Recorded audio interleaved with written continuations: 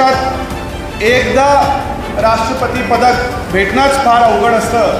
खरं तर पोलीस खात्यामध्ये फार क्वचितच असे अधिकारी किंवा अंमलदार आहेत ज्यांना हा मान मिळालेला आहे आणि आदरणीय सरांना हा मान एकदा नाही तर दोनदा मिळालेला आहे। त्यामुळे सर्व फलटणच्या नागरिकांच्या वतीने